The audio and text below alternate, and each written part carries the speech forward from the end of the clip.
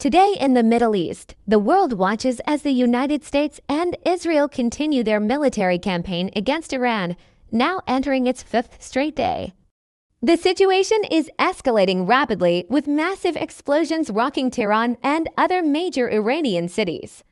The skies over the region are filled with the grim reality of modern warfare: smoke, fire, and the constant sound of conflict. Iran has just made a major announcement, refusing any negotiations with Washington and declaring its readiness for a long, protracted war. This defiant stance comes as Iranian forces have launched waves of missiles targeting Israel. In response, retaliatory strikes are being reported across several Gulf states, widening the conflict scope and raising fears of a full-blown regional war. The situation is incredibly fluid, with new developments breaking every hour. Back in the United States, the conflict is not just being fought on the battlefield but also in the halls of power. Political tensions are reaching a boiling point. Just recently, a critical vote took place in the U.S. Senate. A proposal was introduced that would have limited the president's authority to conduct these military actions without a full congressional vote. The proposal was defeated.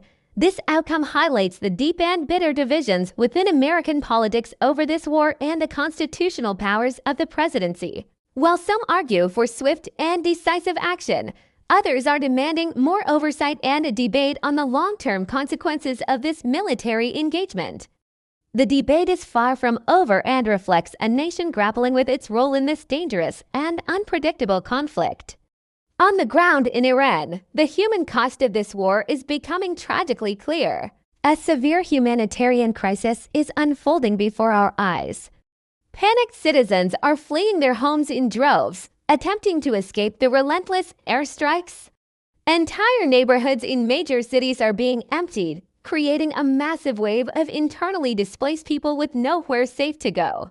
The damage to critical infrastructure is widespread and catastrophic. Roads are destroyed, power grids are failing, and communication lines are cut, isolating communities and making it nearly impossible for aid to get through.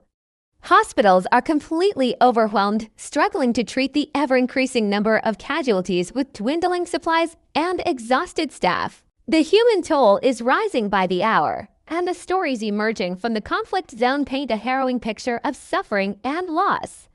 This conflict is not contained to the Middle East. Its shockwaves are being felt across the entire globe.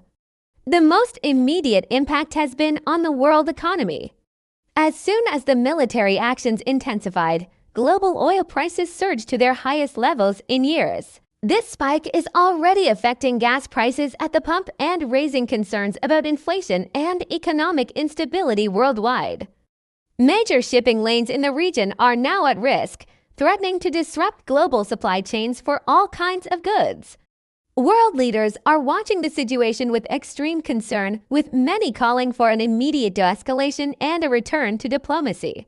The United Nations Security Council is expected to hold an emergency session, but with the major powers so deeply divided, the path to a peaceful resolution seems incredibly difficult. As the smoke continues to rise over the Middle East, profound questions loom over the future. How far will this war go? Will other nations be drawn into the fighting? What does the endgame look like, and what comes next for the millions of people whose lives have been turned upside down? The region, and indeed the world, remains on a knife's edge, bracing for what the next hours and days will bring.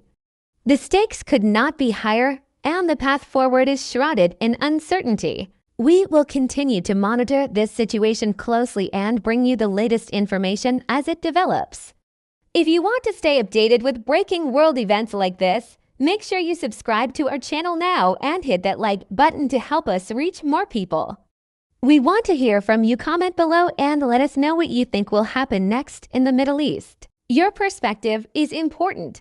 Thanks for watching, and we'll see you in the next update.